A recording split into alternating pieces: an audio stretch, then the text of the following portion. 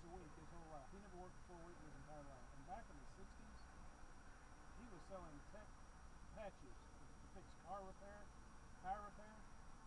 And in the 60s, he was working 3 days a week. He was making $600 to $1,000 a week. Shit. I mean, no wonder their fucking house is paid for. He always bought a new car. And then when he bought a new car, you know, a car in the 60s was like $2,500. Drive it 4 years and turn around and buy another new. Well, no wonder he could buy a damn new car. He had thousands of dollars in the bank.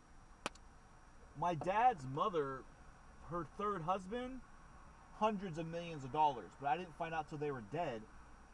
And like, it was always shameful to talk about money. And like, we still got $5 for Christmas every year. Like, and, you know, when you're a kid at 3 years old, $5 is big. But when you're like 17 and you get $5, right? And then you find out that bitch died with hundreds of millions of dollars and you ain't getting none of it.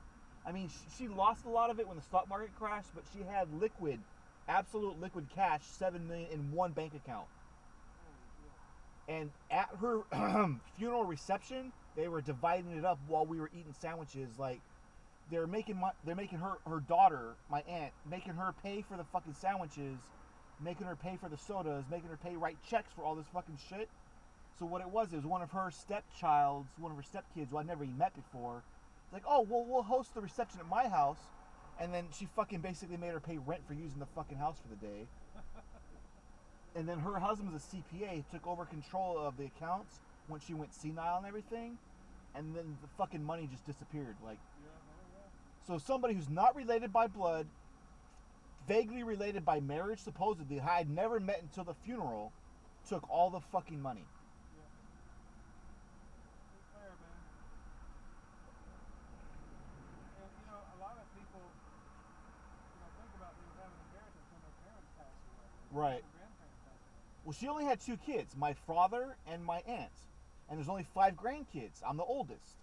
And she said, I wish the grandkids could have some of the money, but she was worried because it was Jack's money. It was her husband's money, who's been dead for 10 years.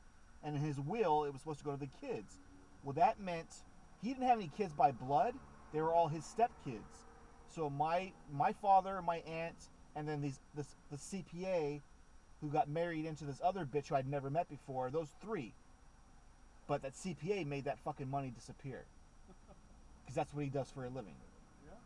So I found out about her last dying wish was that she wants the grandkids to have the money. I could have done something. I know there's some way you can hold up the will, the money doesn't get transferred. There's something, the legal term. But I didn't find out all this shit until months later, and it was too late. Very conveniently, I found out about it when it's too late. Yeah. What they do, man. The greedy ones get the money. And then you know, that's what these rich assholes walking around. They're the people that ripped off other people to get where they were. Like these people probably on this thing. Who they fucked to get where they were. Well, the people, the Indian people, family that work for Subway in Livermore in California, they own 5 Subways.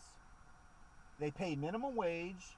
They hire like high school kids to pay minimum wage, and then they can work all day by themselves. When any other Subway you walk into, it's 2 or 3 people working on a slow day.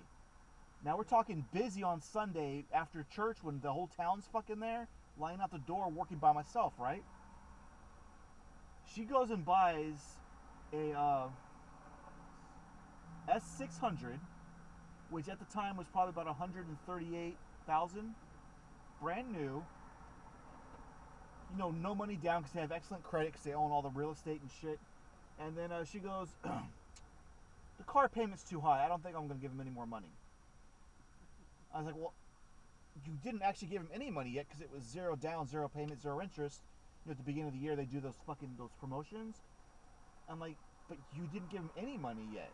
She's like, yeah, but the car payment's way too much. I'm not going to give them any money. So now she's just going to hope that they don't try to repossess the car, and there's no license plate on it to this day. You still got it? She still got it because there's no license plate. They have all these fake addresses because they shuffle the money around. Yeah. So they bought a car on fraud.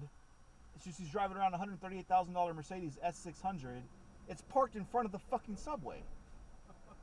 Like, it's so easy to find if you're looking for it. But if it's a cheap ass car like this, they'll find it in a minute. But